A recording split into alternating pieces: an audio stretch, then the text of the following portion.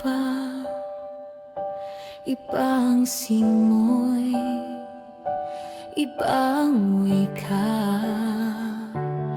Ngunit sa bawat pagmulat ng mata, mukha niyo agad ang una kong alaala. Sa kusinang tahimik ako'y nag-iisa, habang kayo'y sabay-sabay sa hapagkainan.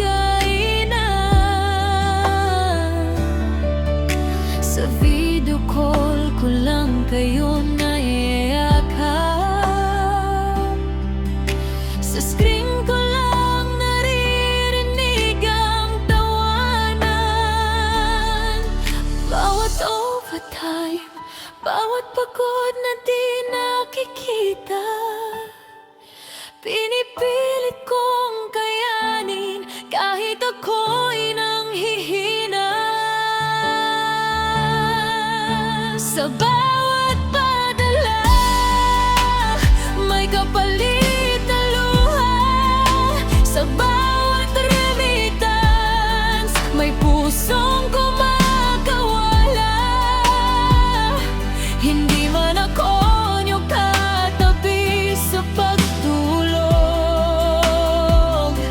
pangarap ko na may kayo, ang yakap sa pag-uwi kong ang distansya, ang presyo ng pangarap. Handa kong masaktan, basta kayo'y sapat.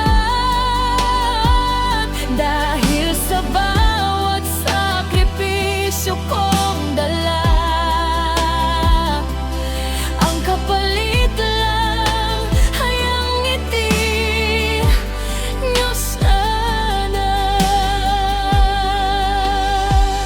Lumaki ang anak ko sa litrato lang, narinig ko ang mama sa recorded lang.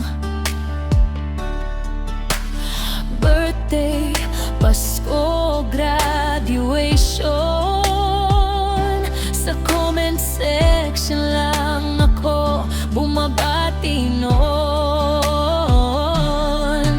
May mga gabing pagod na ang puso, tinanong ang sarili kung tama pa ba to. Pero sa tuwing maalala ko kayo, lumalakas ulit kahit tubos na ako.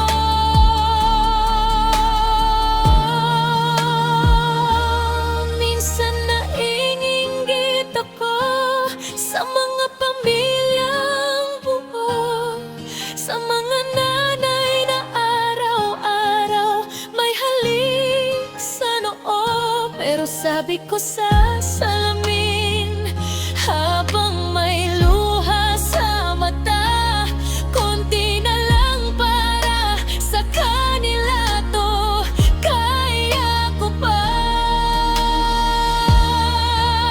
Sa bawat padala, may kapalit na luha.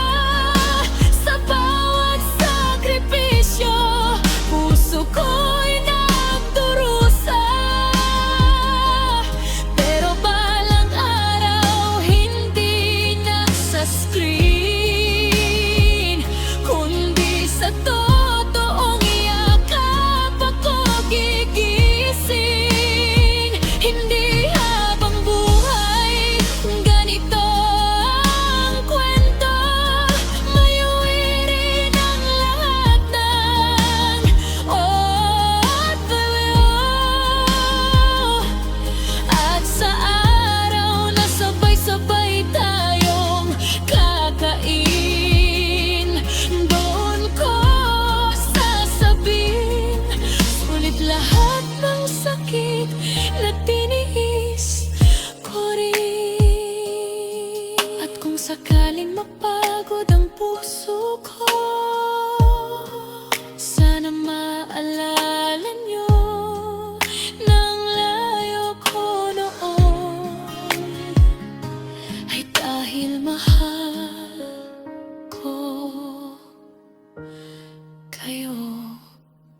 oras o